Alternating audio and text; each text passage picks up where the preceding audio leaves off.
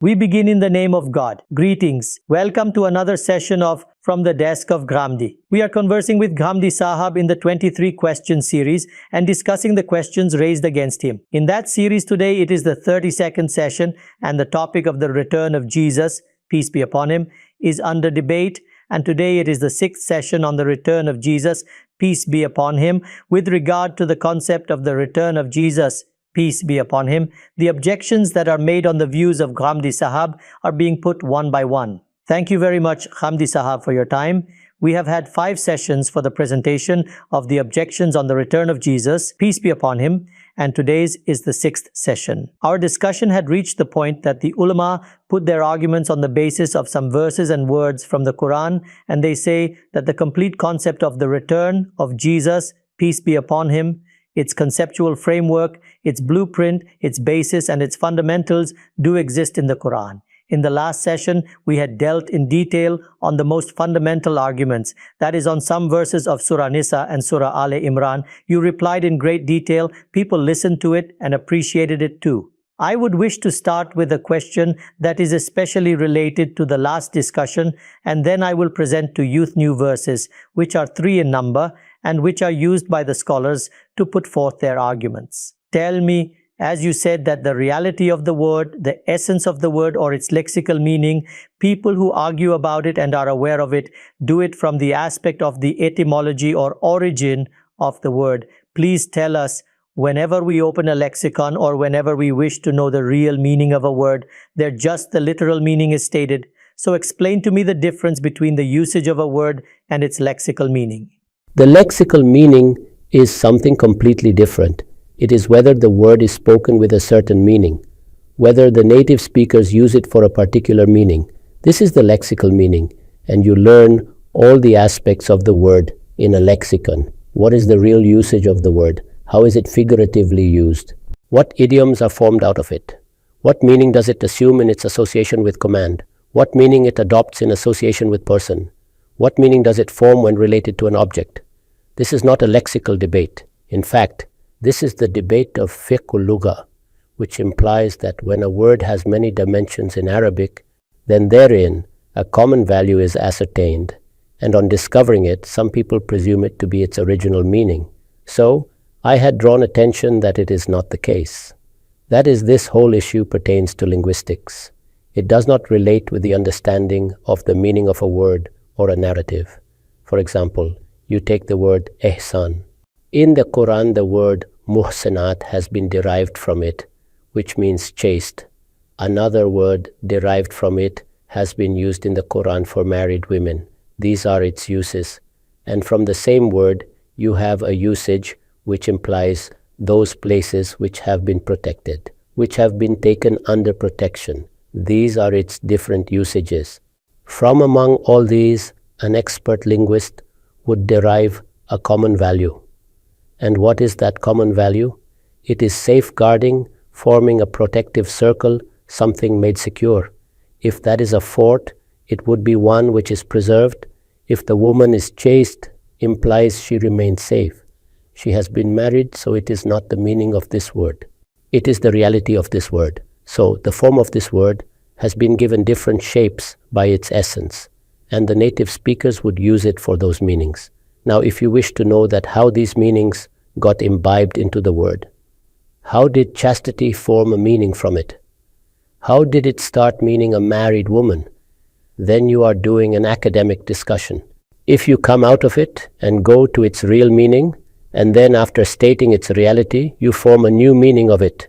And wherever musanat has been used for married women or chaste women, you say that these are the women who had been made captive in so-and-so castle. They had been made captive. So here, what are you doing?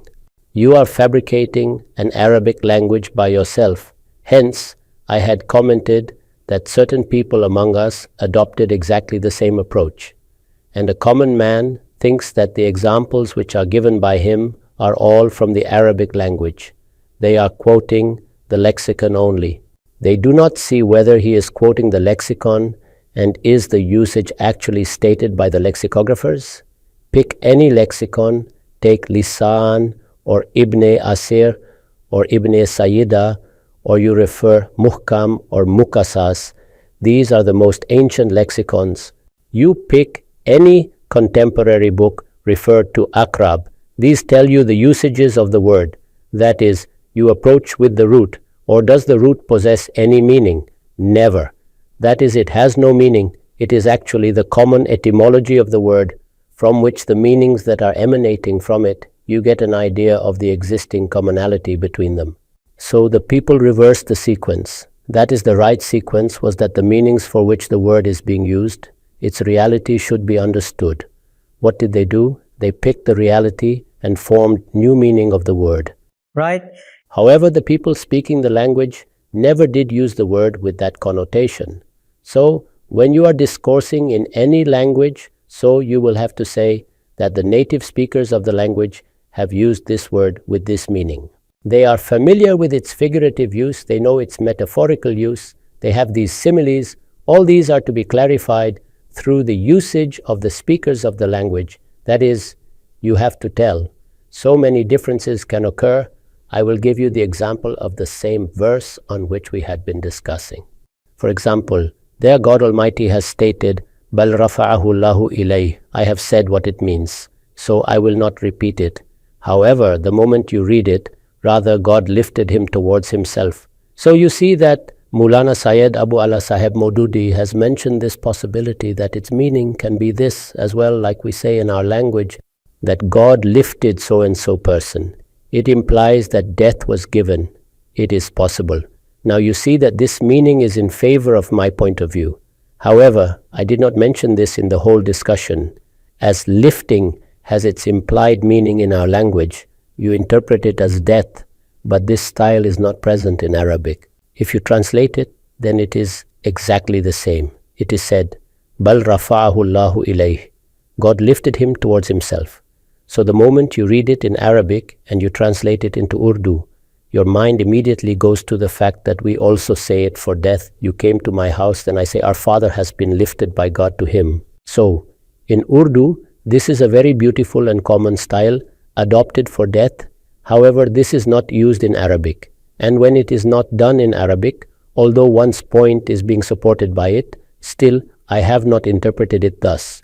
This is the mistake often made, that we keep in reference the structure of the Urdu language or the reality of the word.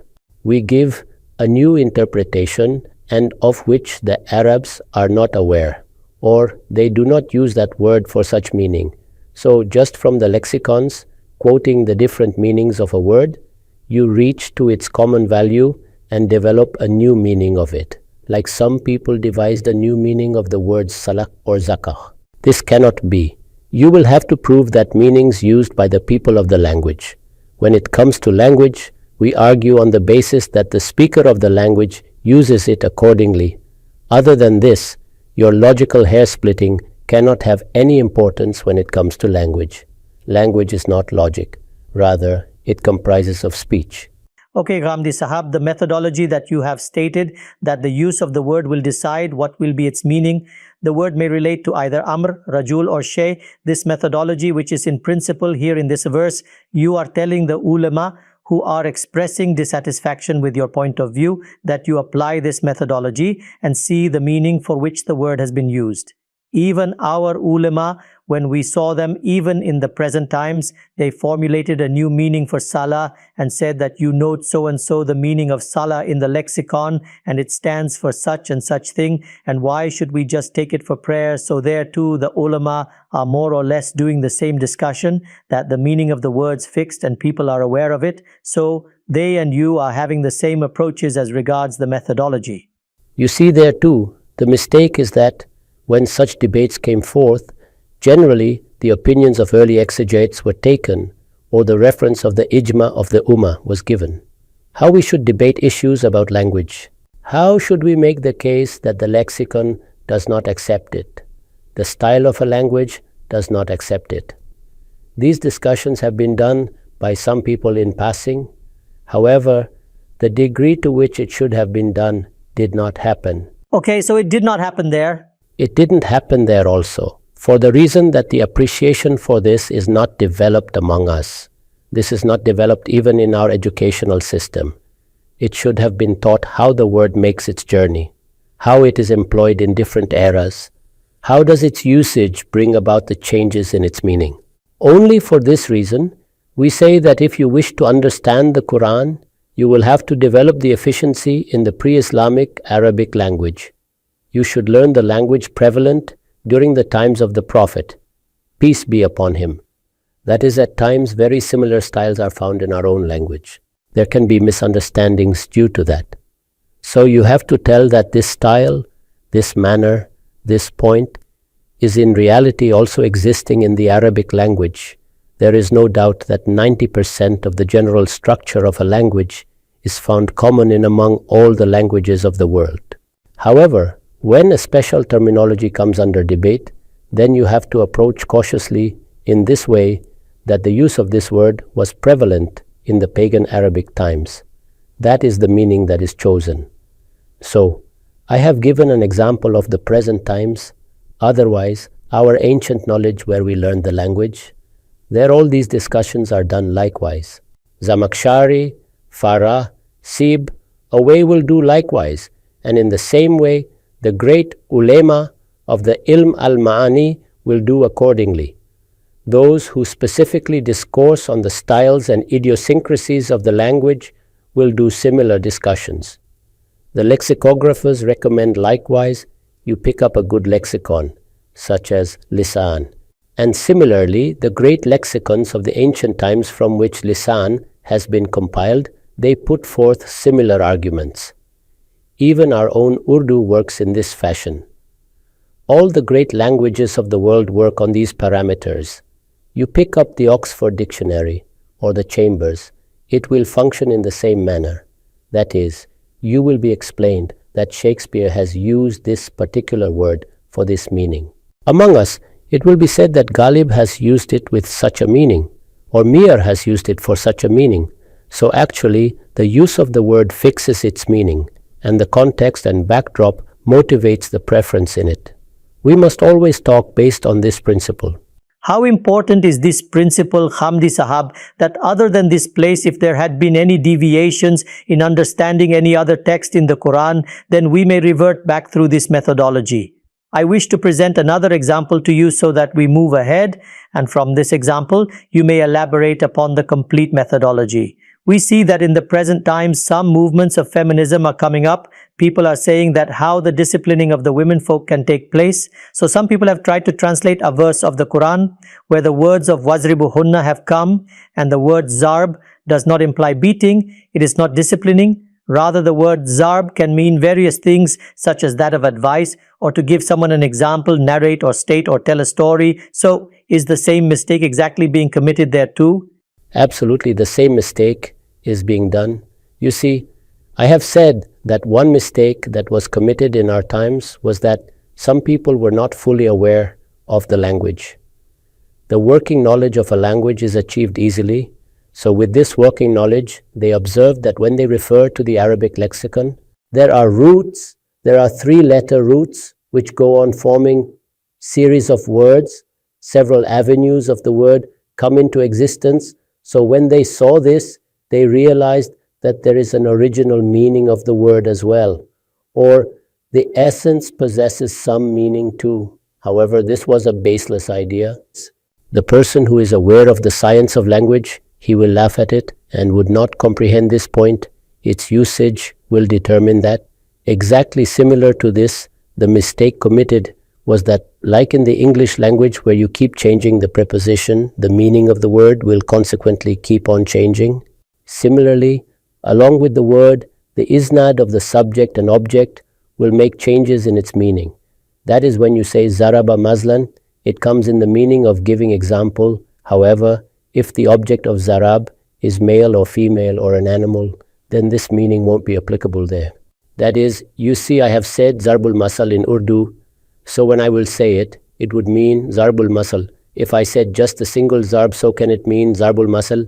It won't be, isn't it? Exactly in the same way, what are the relative clauses used? You see in the Quran, lam yakhirru alayha sumana wa miyana. If this is made lam yakhirru laha, the meaning will be completely different. And if it is lam yakhirru alayha, then the meaning will be completely else. At some point in the past, some people with the same kind of disposition debated with me, and it must be somewhere present in my writings or letters. They said that its meaning will be that they should bow down, that is, this has been stated. So I said how this meaning comes in lam yakhirru alayha. Here, after kara, the relative particle of Allah has come, so that meaning cannot be deduced from it. It is against the rules of Arabic. The meaning of get into cannot be that of get to, or that of get out. Similarly, in the Arabic language, with the change of preposition and silat, the meaning of the word becomes completely different. Now you see, when you say ragiba an, or you say ragiba ilayhi, so ragiba ilayh would mean to have an affinity for something or to move towards it, while ragiba an means to reject it or to avoid it. You note the point that in both the cases ragiba exists, however, due to the change in relative particle, the meaning is completely reversed. You must see this. A very decent discussion has been done by Imam Farahi, the Surah Tahrim in the Quran. Faqad sagat kulubukuma, that is the sagat, what does it mean? And he said, explain that there has been a mistaken ascertaining its meaning, due to which the premise is completely reversed. It was stating the right of the wives of the Prophet, peace be upon him, towards him. So, you took it as the crookedness of their hearts. That is, the word was taken to have the meaning of zagat. That is, it is the consequence of not recognizing this fact. So in the Arabic language, you have to see how the word has been used. With what object has it been used?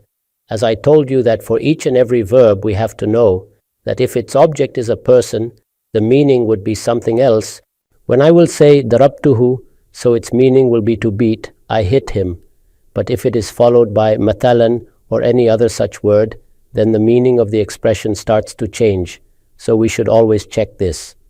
I have myself learned these things from Ustaz Imam. However, as I have said previously too, that at times there are mistakes made. For example, a very difficult verses of the Quran where thumma al-yaqta is used.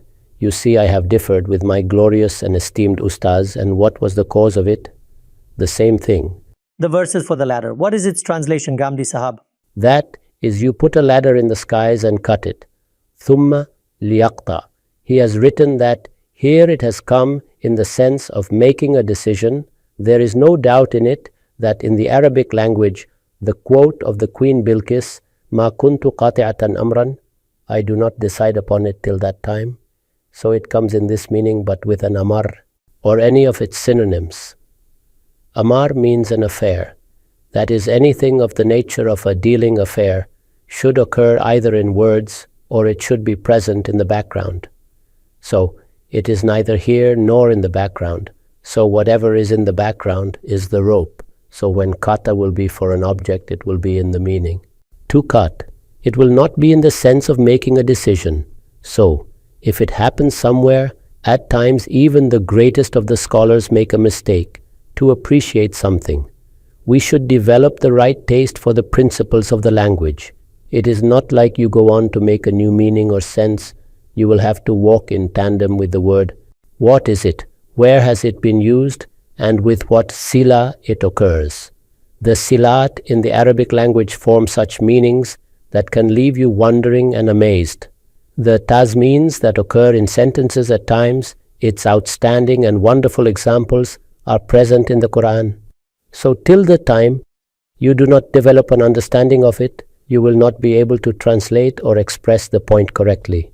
Right, Ghamidi Sahab, you have very beautifully laid out the theoretical debate on the verses of Surah Aal-e-Imran, where you stated what is actually meant by Inni Mutawaffika that we dealt with.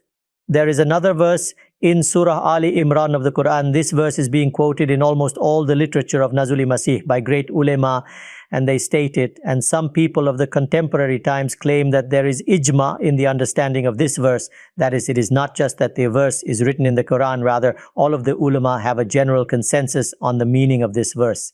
The verse of Surah Aal-e-Imran Its number is 40. وَيُكَلِّمُ النَّاسَ فِي الْمَهْدِ وَكَهْلًا. And he will talk to people in his mother's lap and also in older age. Jesus, peace be upon him, is being referred to and said that he will talk in the lap as well as in older age. The argument is that we have received historical narrations about Prophet Jesus, peace be upon him. We also know that he died at the age of about 32 to 36 years range. The Quran says that he talked in the lap, but kahal, that age about which the ulama ask us to assume about the 40 years mark, which is termed as kahal. Now, when the death of Prophet Jesus, peace be upon him, has occurred in 35 to 36 years, the Quran says that he will talk at the age of 40 years. So the natural inference of it is that he has to return, he will come and he will talk. And the second point is that if him talking again wouldn't have been a miracle or him returning, then what is the relevance of stating it? As everybody talks in the older age, so what does the Quran means to say? That he will talk in the childhood and in older age. So Ghamidi Sahab, what is your take on this verse of the Quran? Firstly, you should understand the meaning of the verse. That is, يُكَلِّمُ النَّاسَ فِي الْمَهْدِ وَكَهْلًا. He will prophesy in the cradle as well as when he grows up. It is just not talking that is meant here. Otherwise, everybody talks on growing up. All children speak. He will talk of prophethood. That is, he will introduce himself as a prophet and will talk in the capacity of the prophet. Hence, the address of Jesus, peace be upon him, has been quoted in the Quran. He said on that occasion when he talked in the cradle, he said that, Inni Abdullah, and what I have brought unto you. He said this on that occasion, and he will also say this when he gets older. To whom has this been said? Those people who saw him in the lap of Maryam. So, the context and the backdrop indicate that this thing should happen in front of them. That is, they observe the address of cradle. Now they should also see the address of the kahal, older age. So, it can't have the interpretation which the people have tried to give it. However, let us see all those arguments and try to find out the reasons for this. The reason is for which age the word kahal is used. This is the first fundamental point. So let us go to the people of linguistics, then we shall see what they say about it. This is lisan in front of me. In the beginning, only he has discussed the word kahal. Please listen to its meaning. It is said, Al-Qahlu min al-Rijali alladhi jawaza talatina wa waqtuhu shayb. That is, kahal is the age of the human beings in which they exceed 30 years of age and their hair becomes a mix of black and grey. Right, now see further. Ibn Asir is a great lexicographer among the ancients. Al-Qahlu min al-Rijal man zada ala 30 sanatan ila al-arba'in. That is, qahal is used to describe the age between 30 and 40 years. After this is stated, وَقِيلَ هُوَ مِنْ 33 إِلَى تَمَامِ الْخَمْسِينَ. That is, it can be said for the age above 33 years and up to 50 years. Further he quotes, هُوَ مِنْ 34 إِلَى 51. That is, it can be said for the age of 34 and up to the age of 51 years. So now you see that for kahal, is it ascertained for what age it is used? More or less the experts of the lexicon agree on it. Here I presented you the quotes of lisan that after 30 and up to 50 years, you may use the word kahal. Now we will try to find out about Jesus, peace be upon him, the age in which he initiated his dawah and up to which age did he continue it. Here I have the Bible in front of me. If you see the Gospel of Luke, this is the 3rd chapter of the Gospel of Luke and it is the 33rd verse in it. Here he states, وَلَمَّا ابْتَدَأَ يَسُوعُ كَانَ لَهُ نَحْوُ 30 سَنَةً. That is when Jesus, peace be upon him, started presenting his dawah. At that time he was 30 years of age. So if he had departed the next day from the world still, kahala would hold true. I told you just now that the word kahal is obviously for the age of 30, 32, 33 years. There are no issues in it. However, the same Bible tells us that in the Gospel of John, it is the 8th chapter, and it is the 58th to 59th verse in it. When Jesus, peace be upon him, presented his dawah, if you are familiar with the Gospels, you will be aware that he first presented his dawah. Initially, he was confined to his region and then went on to other regions and spread his message in many places around him, and in his last days, he decided that he would move on to Jerusalem.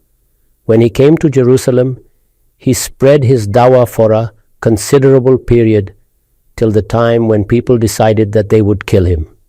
That is the high priests and the clergy and chiefs among the Jews. They did not tolerate him. What was this span of time? That is, it was obvious from Luke that he started his dawah at the age of 30 years. There, the age of the beginning of the dawah has been mentioned, and you note that when the Jews saw him in those last days, what did they say? فَقَالَ لَهُ الْيَهُودُ لَيْسَ لَكَ خَمْسُونَ سَنَةً بَعْدُ, that you are not even 50 years of age. Now you see to which person this sentence will be spoken to. Will it be 32 years or 33 years? Now you are not even 50 years of age. That is the things you are talking about and the way you are presenting themes if someone of authority is doing it. In many places, this objection has been raised for him, but now you haven't even attained 50 years of age. This is in the Bible? This is in the Bible. That was in the Gospel of Luke, and this is in the Gospel of John. So it is fully confirmed that more or less since the age of 30 years and up to or near about 50 years of age, he was engaged in his dawah, and then God Almighty made some decision about him, and that decision was put into reality. So in this, both Fil Mahad and Kahalan have been included. So what is the debate then, and what is the basis of this debate? And I am saying that let us suppose for a moment that all this would have been stated in the Bible, so obviously it has reached us in the form of translations. So in the light of the Quran, we would have decided that this statement is incorrect. He has definitely reached that age as the context and the backdrop is making it obvious that God Almighty is saying this about him. And in which context is he saying this? In the context that he is my servant, I have sent him, he has taken birth in this manner, and he would make an address in the cradle, and on reaching maturity, he will make the address of prophethood as well. To whom has this been said? Those people who saw him in the lap of Maryam. The context wasn't allowing it, so by re-examining the hadith, we should have seen what do the narrations say. So, I have shown you here that the Bible is witnessing to the fact that the Quran is absolutely right and rightly used the word kahal. He also talked in the cradle of his prophethood, and after reaching the age of maturity, he talked of prophethood. Post this, he died, and then he was raised. Okay, Ghamidi Sahab, the statement which has been made, the people who have narrated this, whose attention has been drawn, that he would address in the cradle as well as in the mature age, if that interpretation is made which the ulema are making then for them, this address becomes unrelated for them. His address on reaching maturity implies he will do it later? I said that is totally against the context. That is in the context this verse has come. He should talk with the same people in the mature age. He should give them the dawah of his prophethood. It is being said that this child who in his cradles making the address of prophethood will appear before you in his mature age and will give witness of his prophethood, and he will convey my message to you. The audience is present up front. They are being addressed. If he had to do this near the judgment day, then what was the relevance of his saying then? In that case, he should have departed this world in his childhood. It is absolutely not so. That is, this interpretation by the people is against the Quran too. The premise which has been developed from this is against the context and against the historical facts as well. Right. So, Ghamidi Sahab, do you feel that in this verse, as the words in it are not discussing the live raising of Jesus, peace be upon him, or about his second coming, which had been claimed using Aal-e-Imran? So, the concept that was formed or that has come from the previous verse of Surah Aal-e-Imran. So, if you carry forward that concept, then this verse becomes a sort of confirmation of that previous concept. That might be for them, but to me, the verse isn't connected in any way. The verse addresses the audience, and it has been said to them that this child is addressing you of prophethood and will grow up, and on reaching the right age, he will again talk to you of prophethood and will convey the same dawah and complete the argument of God on you. The audience who has been addressed, the message is meant for them, and the words that were spoken about him came true. He reached that age, he accordingly spread the dawah, and at the age of 30, he started his prophetic mission. If you accept the statement, you see in our ancient books, it was not like in the present times that the day of his birth will also be known. It is just a speculation. So this was his statement that he started from the age of 30 years. And in the end, as I said to you, that the people exclaimed, obviously, this happened prior to him being raised, that you have not even reached the age of 50 years. Right, Ghamidi Sahab, the last question regarding this verse you just read from the Bible, and this question comes to the mind of every Muslim, and we hear it every day, that the Bible has been distorted. So when you made reference from it, a person may say that how could you present its words as it is said about it? Even the Quran has mentioned that distortion was done by them. So how can you refer to a distorted scripture? We presented the narrations from his book. In the present times, the same ancient concept he has presented in his beautiful style in his exegesis, as well as in his books. I repeat again that he is even convinced of theorizing a life of Jesus, peace be upon him, to heaven, and is also convinced of his return. He has stated it in complete detail. However, what does he write about this verse? He writes that a translation of this sentence can be that he becomes a source of the knowledge of the judgment day. He has translated the text, and he is a sign of the judgment day he mentions below. A translation of this sentence can be that he is a source of the knowledge of the judgment day, that is Jesus, peace be upon him. Here a question arises as to what is meant by he here. That is, it is stated here, وَإِنَّهُ لَعِلْمٌ لِلسَّاعَةِ, and he or that is a sign of the judgment day, or a source of knowledge of the judgment day. Jesus, peace be upon him, has been mentioned previously. Obviously, if he is the pronoun, then what is it returning to? This question arises. Okay, Jesus, peace be upon him, hasn't been mentioned in this verse? He hasn't been mentioned in this verse. Prior to this verse, he has been mentioned, that is previous to this Jesus, peace be upon him, is being mentioned, and post it has come, وَإِنَّهُ لَعِلْمٌ لِلسَّاعَةِ, and he or that is a sign of the judgment day, or a source of knowledge of the judgment day. This is the alternative translation done by Maulana Syed Abul Allah Sahib Maududi. So in this, the question arises as to what is meant by he. So he says that here the question arises as to what is meant by he. According to Hazrat Hassan Basri and Sa'id bin Jubair, it refers to Quran. Strange, how then the ijma happened on this verse? That's what I said. When we import an extraneous concept, then we start justifying it by saying that there is ijma on it. Everybody is of the same opinion. You are going to put forth an argument for a point which is strange to the Quran. Your argument should be such that there isn't any scope of a second opinion. Without it, how can there be an argument? We have a consensus till this point. Let's move ahead. The other exegetes agree to the point that Jesus, son of Mary, is meant by it, and this is correct as per the context and the backdrop. After this, a point is raised as to in what sense has he been stated as the sign or for the knowledge of the judgment day. Which is the fundamental question? The fundamental question. Ibn Abbas, Mujahid, Ikrimah, Qatada, Suddi, Zahak, Abul Aliya and Abu Malik say they too are from the initial period, that is from among the followers of the companions and their successors.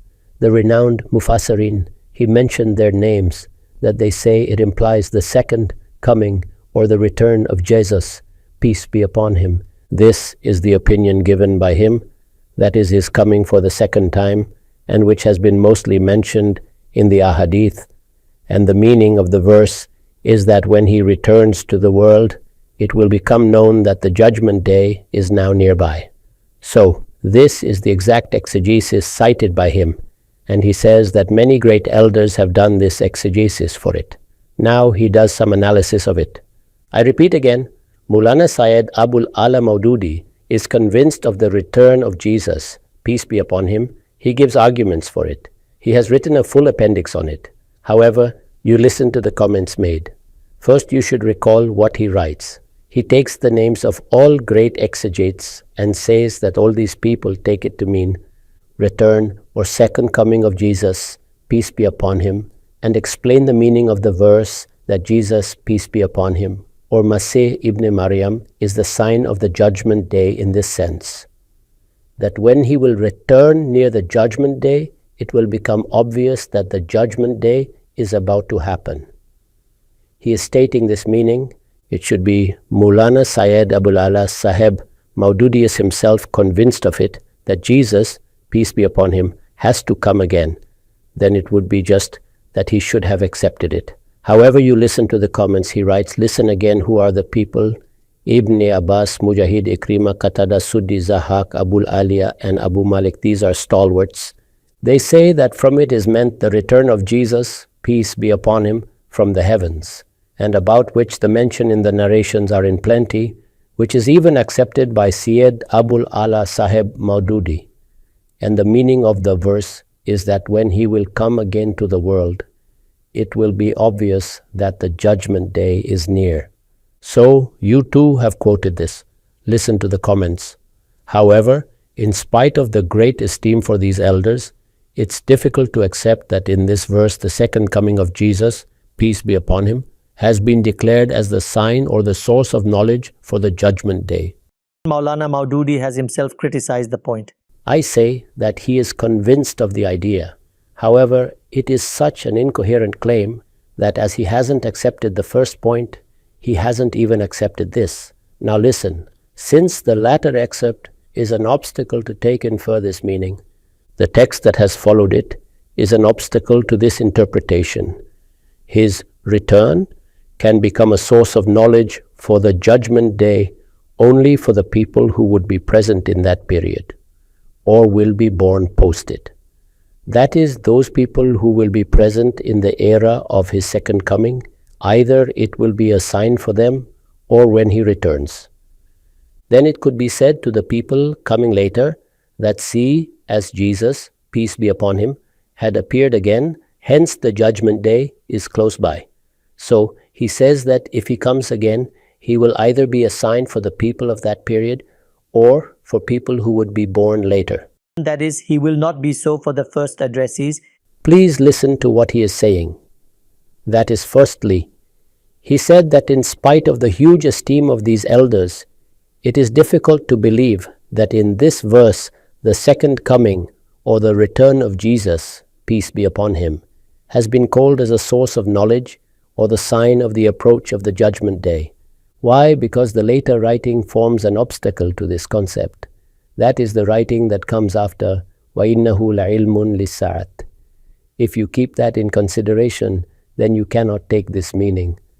His return can only become a source of knowledge of the judgment day for only those who are present in that era or are born post that period, for the disbelievers of Makkah. How could it be the source of knowledge so as to address them to say that therefore do not have any doubt about it? That is the whole verse is وَإِنَّهُ لَعِلْمٌ لِلسَّاعَةِ فَلَا تَمْتَرُنَّ بِهَا وَاتَّبِعُونَ. In fact, it is a sign of the judgment day, so do not have any doubt about it and accept what I say. This is the straight path. So if the sign of the judgment day is not for the disbelievers of Mecca, so what is the point in saying it to them? So what was the first criticism? The mention of Jesus, peace be upon him, is prior to it. There isn't any hint found where it can be interpreted for the Quran, hence it cannot mean that. What is the second criticism? After the verse, the address made is addressed to the disbelievers of Mecca that this is a sign. There are some people of today whom you are addressing and saying that so-and-so sign, which has appeared on the horizon, is a sign of the judgment day. For example, the Quran said that in the times of the Prophet, peace be upon him, اقتربت الساعة وانشق القمر, the moon split, so it was the sign of the judgment day presented to whom? Those who saw. To those who saw. So, if the Quran has called Jesus, peace be upon him, as a sign of the judgment day, and said, have no doubt in it, and it was said to the kuffar of Makkah, then how this statement could be related to the people who would come near the judgment day? So, this was the criticism done by him. So, he writes The reason why it is an obstacle for the text following it is that as his second coming can become a source of knowledge of the judgment day only for the people who exist in that period or are born after it. How it can be declared as a source of knowledge for disbelievers of Mecca, and would it be proper to address them and say, therefore, do not have a doubt about it. Hence, according to us, the right exegesis is that only which several other exegetes have done, that is in the ancient times too, Mufassirin had been doing the right exegesis, that here the taking birth of Jesus, peace be upon him, without a father, and his creating a bird out of clay, and resurrecting the dead, has been declared as the evidence for Judgment Day. And the intent of God's statement is that God, which can give birth to a child without a father, and a servant of that God, with his assent, can put life to an effigy made of clay, and can make the dead alive. For him, why do you think it impossible that he brings back to life all the human beings and you after death? Therefore Jesus, peace be upon him, has been made a sign of the judgment day in this context. His personality came along with extraordinary miracles. The way his birth was also an extraordinary event. The way in which, after his death, his body was not found, and a feeling was created that he went into the heavens alive. All these extraordinary happenings that are associated with his being, to all these, God Almighty has drawn the attention of the disbelievers of Mecca to these realities, and pronounced him as a sign of the judgment day. So, these are the exegesis of other Mufassirin, and he has accepted them. This has been accepted by Ustaz Imam. I have also accepted it, with the addition that the punishment that occurred due to Jesus, peace be upon him, that is through him, the punishment that was given to his community will continue till the judgment day. And you see, it has been similarly stated in the Quran as وَجَعِلُوا الَّذِينَ اتَّبَعُوكَ فَوْقَ الَّذِينَ كَفَرُوا إِلَى يَوْمِ الْقِيَامَةِ. That is, while Jesus, peace be upon him, came, and the judgment that was made for his community through the heavens, that judgment did not remain confined to that historical era. Rather, it can be seen even today. That is the prophecy that was made by God regarding them, that I will keep your deniers in subordination to your believer still the judgment day.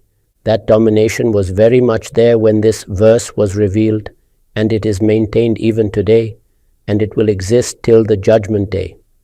The Quran has stated it thus: this is the sign of the judgment day rather than the mention of the return of Jesus, peace be upon him. Now don't think that I have invoked Maulana Maududi as an authority here. I have only referred to his argument, and this is the method of pursuing knowledge, that one should accept or reject something based on good reasoning. I accept many of the view of my teacher on the basis of reasoning. Here too I have shown you the power of the reasoning of an exegete who refuses to accept the argument of those who hold the same view as him, because it doesn't agree with the text and context of the Quran. So according to me, this critique is absolutely correct. The verse does not mean this at all. It has been addressed to the disbelievers of Mecca that be warned, do not make the personality of Prophet Jesus, peace be upon him, as a point of conflict. Rather, he is a sign of judgment day and a sign in every era. With regard to his birth, his miracles, and through him, the small judgment let loose on his deniers did not end like in the cases of Ad and Samud. Rather, it will be seen until the last day. Even now, you and I can see the statement that was made that, O Jesus, peace be upon him, I will give you death, will lift you towards me, will protect and keep you from these people, and will keep the people who have accepted you in domination till judgment day. That domination was very much there when this verse was revealed, and it is maintained even today, and it will exist till the judgment day. The Quran has stated it thus: this is the sign of the judgment day, rather than being a mention of the return of Jesus, peace be upon him. Ghamidi Sahab, you have very beautifully and in great detail, you explained about the verse and the misunderstanding that I expressed at the beginning, that there is ijma on these verses, its translation, its claims, its exegesis, its understanding. You also made it clear that there isn't the consensus, rather the opinion that you are adopting is the same as those adopted by great ulema themselves. And what actually is the right interpretation of the verse. We have exhausted our time. One verse still remains, and then there are some sundry and minor objections. After that, it is the people's wish that they understand from you in your language how did this concept gain hold, how it got formed among the Christians. The narrations came forth. So, what are the actual narrations and how these ideas spread on such a large scale? What is the complete version? As you said, you will say in the end, that too, inshallah, will be brought under discussion, and that verse of the Quran where it is stated that among the people of the scriptures there won't remain a single person who before the death of Jesus, peace be upon him, would not have brought iman on Prophet Jesus, peace be upon him. And there again the people have explained it as relating to the return of Jesus, peace be upon him. We shall talk in detail about that as well. The time for the session ends. Inshallah, we will beat your service again. Thank you very much for your time. Thank you very much.